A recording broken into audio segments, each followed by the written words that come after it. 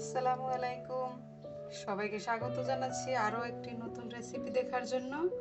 আজকে রেসিপিতে থাকছে কবুতর ভুনা। আশা করি বরাবরের মতো আজকের রেসিপিটিও সবার কাছে খুবই ভালো লাগবে। তাহলে চলুন মূল রেসিপিতে।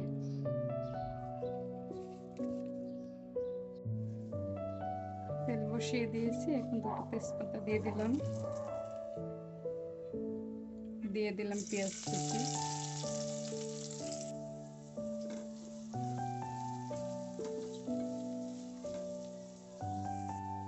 দিয়ে দিলাম দারচিনি, এলাচ, লবঙ্গ এবং গোলমরিচ,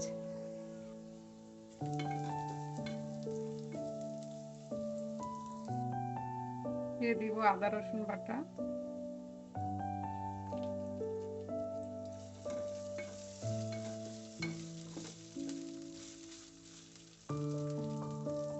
দিয়ে দেবে পানি,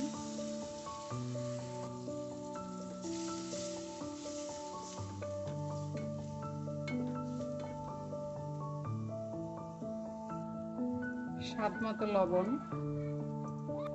হলুদের গুঁড়ো, মরিচের গুঁড়ো,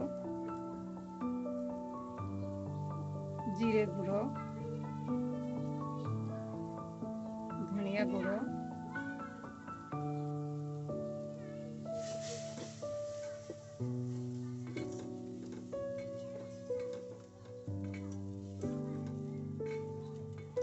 কয়েক মিনিট আমি ভালো করে কষিয়ে নেব মশলাটা।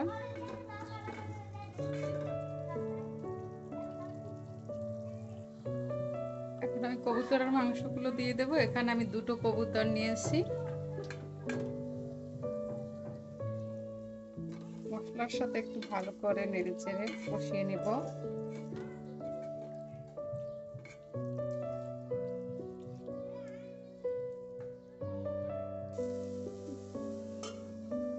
ঢাকনা দিয়ে 5-7 মিনিটের মতো আমি কষিয়ে নিব। 7 মিনিট পর ফিরে আসলাম।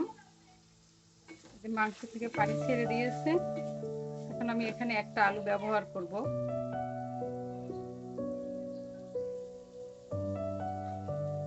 একটা আলু ছোট করে কেটে রেখেছি, আমি দিয়ে দেব।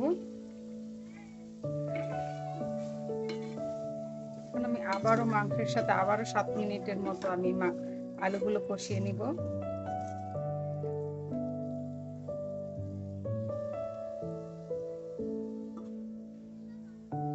ফিরে আসলাম 7 মিনিট পরে। মাংস থেকে তেল ছেড়ে দিয়েছে। এখন আমি এখানে পানি দিয়ে দিব।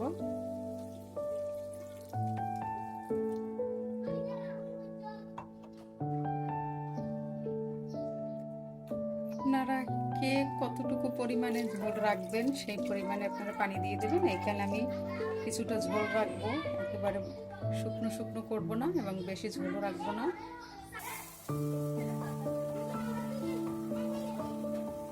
আবারও ঢাকনা দিয়ে ভালো করে রান্না করে নিব।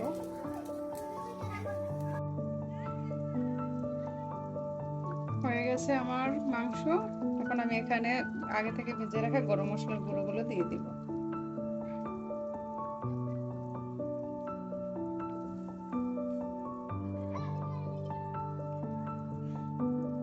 রান্নার ভিডিওটা যদি আপনাদের ভালো লেগে থাকে তাহলে কমেন্ট করতে ভুলবেন না, আর লাইক দিয়ে পাশে থাকবেন। সবার জন্য শুভকামনা। আল্লাহ হাফেজ।